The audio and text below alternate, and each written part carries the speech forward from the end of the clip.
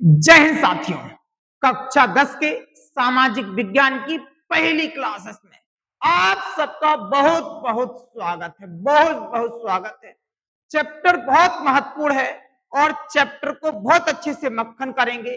बस आपसे दो रिक्वायरमेंट है कि क्लास में कॉपी और पेन लेके बैठिए और अपने मित्रधन का पालन करते हुए एक क्लास मित्र को जरूर शेयर कर दीजिए।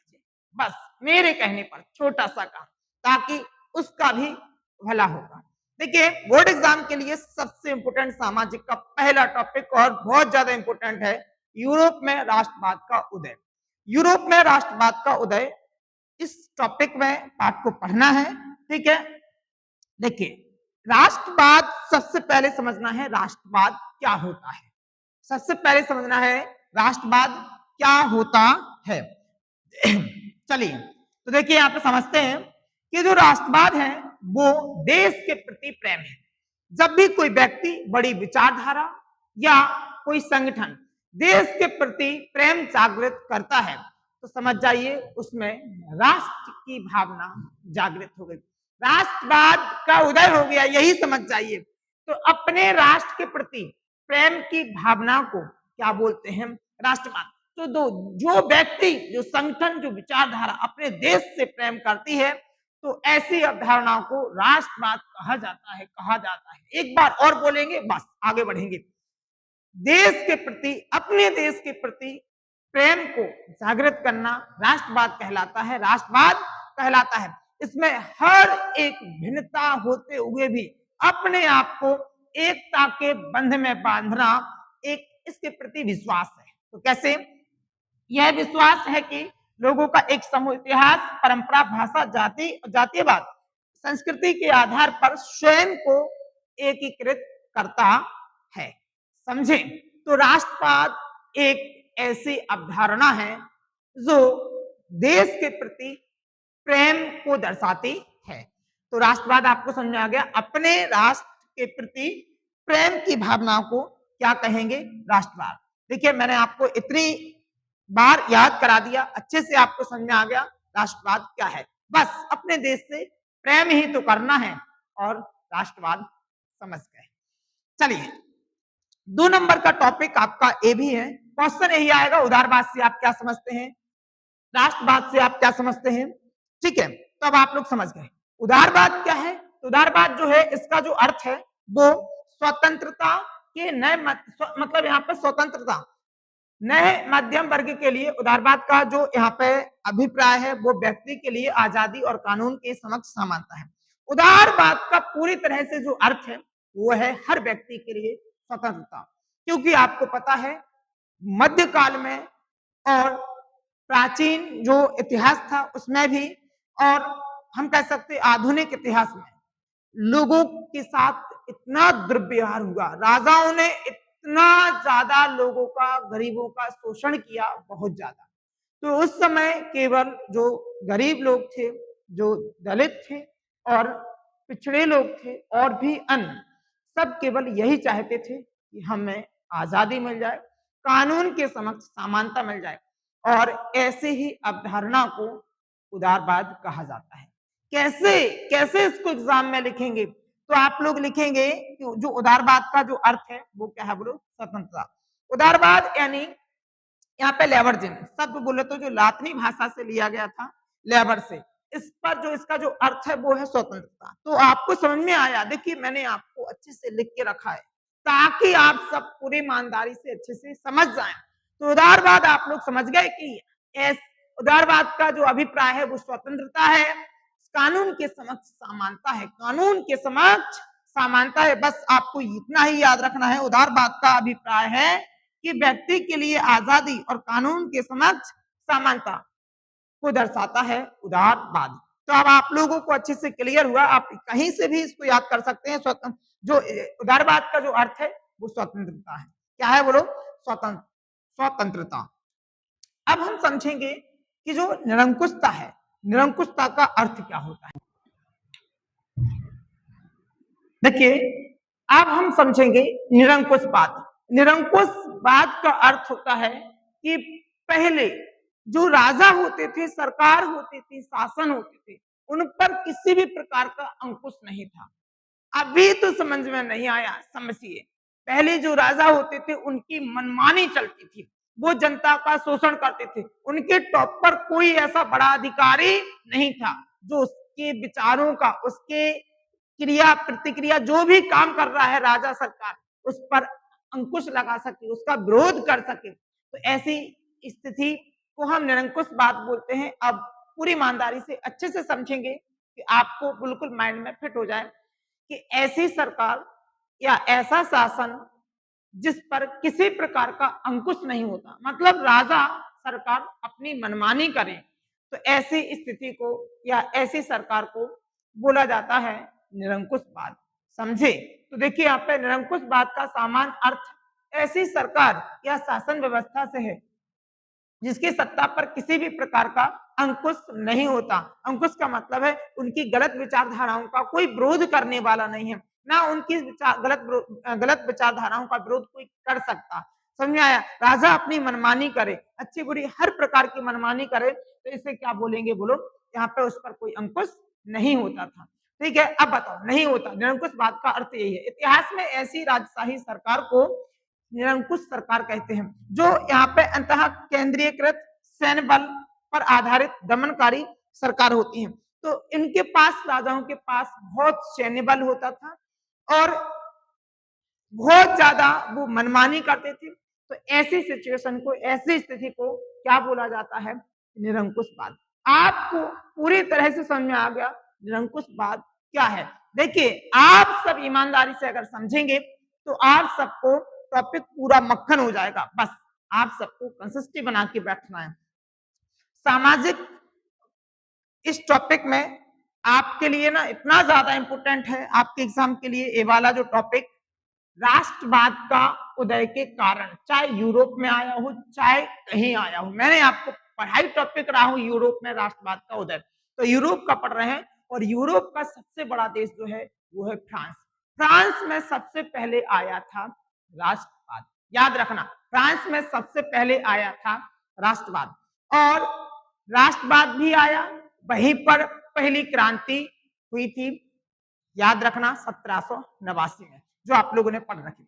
याद रखना सबसे इंपोर्टेंट टॉपिक है राष्ट्रवाद में। राष्ट्रवाद के उदय के कारण सबसे पहला कि निरंकुश शासन व्यवस्था, जितने राजा उस समय हुए सब निरंकुश थे, तो नए मध्यम वर्गों का उदय हुआ, नए नए लोग जागे, ठीक है, और उन नई नई विचारधारा जागी। और नई नई विचारधाराओं में केवल यही हुआ कि सब ने राष्ट्र के प्रति प्रेम किया और क्रांति लाए और ऐसे शासन से लोगों को मुक्ति दिलाई।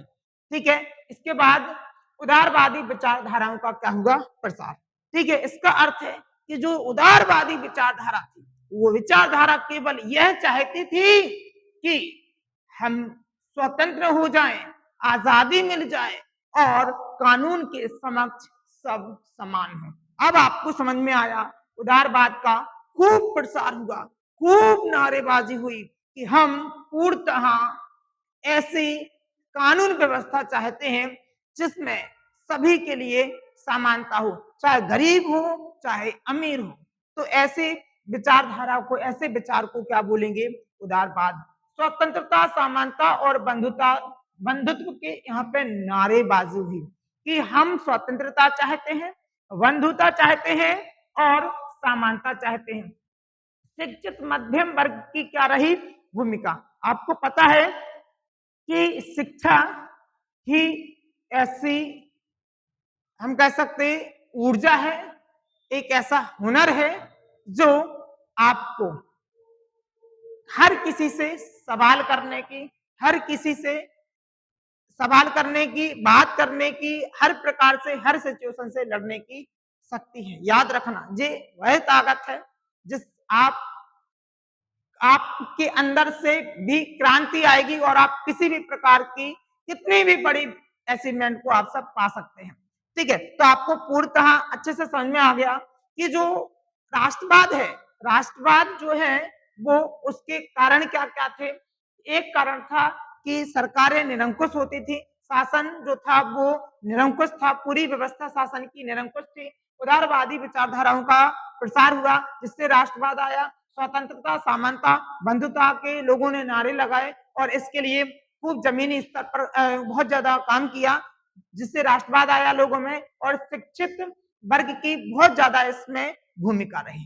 तो आप समझ गए उदारवाद के कारण, इसको लिखेंगे और इसको समझेंगे। ठीक है, यूरोप में राष्ट्रवाद का क्रमिक विकास कैसे विकास हुआ? तो पहले सबसे पहले यूरोप के सबसे बड़े देश फ्रांस में यूरोप की क्या हुई थी? क्रांति हुई, और यूरोप की क्रांति सन 1789 में हुई। ये देख लो रिकॉर्ड हो रहा कि नहीं, ये बहुत जरूरी है क्योंकि कैमरा के साथ मतलब कनेक्ट है और दो जगह ये चल रहा है। ठीक है, अब बताइए नागरिक संहिता आई विनया, यहाँ पे वियना संधि 1815, उदारवादी क्रांति, ठीक है 1848 में। तो अपन लोग एक एक करके इसको अपन लोग समझेंगे, डेट्स याद रखना बस। इटली का एकीकरण हुआ, ठीक है। अब बताइए, तो इस प्रकार से सबसे पहले अपन लोग समझेंगे यूरोप में राष्ट्रवाद का निर्माण, यहां से आपका स्टार्ट हुआ यूरोप में राष्ट्रवाद, याद रखना। तो बताइए पहले राष्ट्रवाद के कारण क्या थे? तो सरकारें पहले कैसी थी? निरंकुश थी। उदारवाद विचारधारा का बहुत ज्यादा उदय हुआ और सभी लोगों ने नारे लगाए बंधुत्व के, स्वतंत्रता के और कानून के समक्ष समानता के। ठीक है, इसके बाद नए शिक्षित मध्यम वर्ग का, शिक्षित वर्ग का और अच्छे लोगों का, जिन लोगों में राष्ट्र के प्रति प्रेम था, उन विचारधाराओं का खूब ज्यादा, ठीक है, हम कह सकते उदय हुआ और वो इस लड़ाई को लड़ने के लिए जमीन पर आए। ठीक है, किसी भी, अभी कुछ लोग कह रहे हैं कि पहले आसमान में उड़ रहे थे। मैंने आप सबसे कहा था बस मेरी क्लास में कोई कमेंट बाजी ऐसी ना हो बेटा, घर से बाहर निकले और घर से बाहर निकलने के बाद ना फिर उन्होंने ऐसी व्यवस्था का अंत कराया। ठीक है, ध्यान से समझें, कमेंट पे बिल्कुल भी ध्यान ना दें। बस कमेंट आप सब लास्ट में करेंगे कि हाँ अपना नाम लिखेंगे कि मैंने क्लास को पढ़ा है। नाम लिखना बहुत जरूरी है। क्लास में आप सब कमेंट में नाम लिख देते ना, तो लगता है इस भाई बहन ने पढ़ा है। देखिए, यूरोप में राष्ट्रवाद का निर्माण, किसी भी राष्ट्र के निर्माण के लिए एक सामूहिक पहचान और यहाँ पे हम कह सकते हैं संस्कृति, परंपरा आदि का समान होना क्या है बोलो जरूरी है। इसके बाद यूरोप में अलग अलग समाज था, जैसे यहाँ पे क्या बोलो, यहाँ पे हैब्सबर्ग साम्राज्य के लोग जर्मन, अंग्रेज, फ्रेंच, इटली आदि अलग अलग भाषाएं बोलते थे। तो इस प्रकार से हम कह सकते हैं कि जो एक भाषा के लोग थे उनने अपना अलग क्रांति की, अलग देश बसाया, ऐसे समझ रहे हैं ना। तो अलग अलग मतलब एक बंधुत्व में बंधे और अपने राष्ट्रवाद का उदय, मतलब अपने राष्ट्र से उन्होंने प्रेम किया। इस प्रकार से क्रमिक विकास हुआ। अब आप लोगों को यहाँ से समझना है। देखिए, अभी आप लोग केवल टॉपिक पढ़ रहे थे राष्ट्रवाद, उदारवाद और अन्य। अब आपका पाठ का जो इम्पोर्टेंट है वो यहाँ से स्टार्ट है, यूरोप में राष्ट्रवाद। अब आप लोग यहाँ से बहुत ईमानदारी से बिल्कुल अच्छे से पढ़ेंगे यूरोप में राष्ट्रवाद आया कैसे। यूरोप में सबसे पहले राष्ट्रवाद फ्रांस की क्रांति में आया था। याद रखना, फ्रांस में सबसे पहले राष्ट्रवाद आया। याद रखना, यूरोप का सबसे बड़ा देश जो है वो फ्रांस है और वहीं पर राष्ट्रवाद आया। मैं 3 बार बता चुका, अच्छे से याद हो गया होगा। 19वीं शताब्दी में यूरोपीय महाद्वीप में राष्ट्रवाद की एक लहर चली, जिसने यूरोपीय देशों का कायाकल्प कर दिया राष्ट्रवाद आने से। क्योंकि आपको पता है कि राष्ट्रवाद आने का मुख्य कारण है कि जो शासन होता था, सरकार होती थी, वो निरंकुश थी, उस पर किसी प्रकार का अंकुश नहीं था। सोचिए आप कि ऐसी सरकार जिस पर किसी प्रकार का अंकुश ना हो, उस समय लोगों पर क्या बीतती होगी, कितना शोषण होता होगा लोगों का। समझ रहे हैं। आज देखिए अपने देश में कितनी आजादी है, बोलने की स्वतंत्रता, व्यापार करने की स्वतंत्रता और अवसर की समानता, कानून के समक्ष समानता। तो ऐसी स्थिति कौन लाए? पुराने लोग, क्रांतिकारी लोग, जिनके हृदय में राष्ट्र के प्रति प्रेम जागा। समझे? अब आया आपको समझ में। जर्मनी, इटली और यहाँ पे रोमानिया आदि यहाँ पे नवनिर्मित देश कई क्षेत्रीय राज्यों को मिलाकर बने और इनकी जो राष्ट्रीय पहचान है जो है वो कैसी है, वो समान, जैसे भाषा, परंपरा, रीति रिवाज जो सब इनकी अलग अलग, मतलब हम कह सकते इटली की भाषा समान होगी, लोगों में परंपरा समान होगी और रीति रिवाज समान होंगे। इस प्रकार से जो एक बंधन में बंधे और इन्होंने अपने आप को एकीकृत किया और नवनिर्मित देश बने यूरोप महाद्वीप के। अब आप लोग पूरी ईमानदारी से समझे, यूनान, पोलैंड और यहाँ पे क्या बोलो बल्गारिया आदि स्वतंत्र होकर नए नए क्या बने बोलो, राष्ट्र बने। याद रखना, तो सबसे पहले राष्ट्रवाद किस महाद्वीप में आया, तो यूरोप महाद्वीप में आया। किस देश में आया, तो फ्रांस देश में आया। याद रखना, और कब आया बोलो, 19वीं शताब्दी में। पहले अलग अलग साम्राज्य में भाषाएं बोली जाती थी, पूरे विविधता फैली थी। अब जब राष्ट्रवाद आया तो एक एक बंधन में बंधते गए, एक एक भाषा वाले अलग होते गए, उन्हें अपना अलग देश बनाया और अपने आप को एकीकृत किया। अब आप लोगों को पूरी तरह से समझ में आ गया, ठीक है। अब आप लोगों को कहीं भी प्रॉब्लम नहीं है, ठीक है। 1789 की क्रांति, मैंने बताया था क्रांति का मतलब होता है अचानक बहुत बड़ा बदलाव हो जाए, तो उसे आप लोग क्या बोलेंगे, क्रांति क्रांति क्रांति क्रांति, समझे। तो आप लोगों ने सुना होगा कि कहीं कहते हैं क्रांति फैल गई, सुना है ना आप लोगों ने, क्या कहते हैं बोलो, कि क्रांति फैल गई। इसका अर्थ है कि बदलाव हो गया, समझे। इसका अर्थ जो है वो क्या है बोलो, बदलाव हो गया। 1789 की फ्रांसीसी क्रांति राष्ट्रवाद की पहली स्पष्ट अभिव्यक्ति थी। इसने फ्रांस में राजतंत्र को क्या कर दिया, समाप्त, राजाओं को पूरी तरह से समाप्त कर दिया। राजतंत्र गया, वंशानुगत शासन यहाँ पे गया, प्रभु सत्ता फ्रांसीसी नागरिकों को सौंपी गई। और इस क्रांति से पहले फ्रांस एक ऐसा राज्य था जो संपूर्ण भूभाग पर एक निरंकुश राजा का क्या था बोलो, शासन था। जब से ये क्रांति आई, नए मध्यम वर्ग का, शिक्षित लोगों का उदय हुआ और इन्होंने राजा के खिलाफ विद्रोह कर दिया, क्रांति कर दी और राजतंत्र पूरी तरह से खत्म हो गया, समझे। और कब, 1789 में, जिसे हम जानते हैं फ्रांस की 1789 की क्रांति। और फिर इस तरह से पूरे विश्व में ये विचारधारा फैल गई, समझे। ये है कहानी।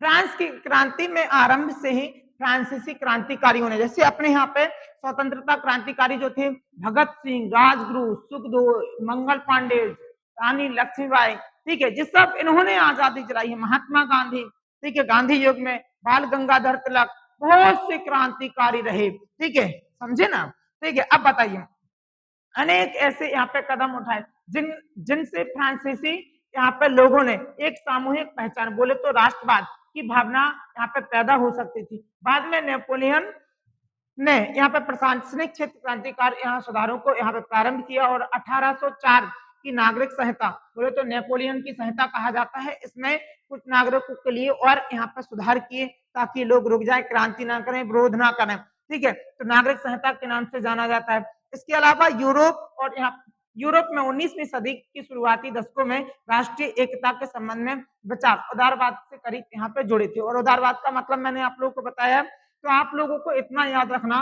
कि पूरी तरह से राजतंत्र को खत्म करके गणतंत्र की स्थापना हुई थी, किसमें बोलो, फ्रांस में, फ्रांस की क्रांति होने के बाद। और यहाँ के क्रांतिकारी बहुत जबरदस्त थे, बहुत मस्त थे और इन्होंने सोचिए पूरी तरह से क्रांति लाके राजतंत्र को पूरी तरह से खत्म कर दिया, ठीक है, समझाया। थक गया बोलते बोलते, बहुत देर से मैं पढ़ा रहा, ठीक है। अब बताइए फ्रांस की क्रांति एवं राष्ट्रवाद की यहाँ पे विशेषताएं, ठीक है, क्या है फ्रांस की क्रांति, विशेषताएं, कैरेक्टर्स। देखिए विशेषताएं पढ़ना बहुत जरूरी है, समझे ना, ठीक है। अब बताइए, तो यहाँ पे संविधान पर आधारित क्या होगा बोलो, शासन, मतलब लोग संविधान को बनाएंगे, शिक्षित लोग बनाएंगे, उसमें सभी व्यक्तियों की जो यहाँ पे हम कह सकते हैं उनकी कमियां हैं और लोगों के लिए एक अच्छे से कल्याणकारी नीतियां लागू होंगी, अच्छे से अच्छा जितना लोगों के लिए कल्याणकारी हो सके वो नीतियां होंगी। और ऐसे में लिखित पूरा कानून होगा जिसे अपन लोग क्या बोलेंगे बोलो, संविधान। तो संविधान पर आधारित शासन होगा, समानता होगी, स्वतंत्रता होगी और बंधुत्व जैसे क्या होंगे, विचार। बंधुत्व का मतलब है ऐसे विचार जो किसी एक मतलब एक के लिए नहीं होंगे, विचार सबके लिए होंगे, जो सबका हित करेंगे, सबका कल्याणकारी यहाँ पे होंगे सबके लिए।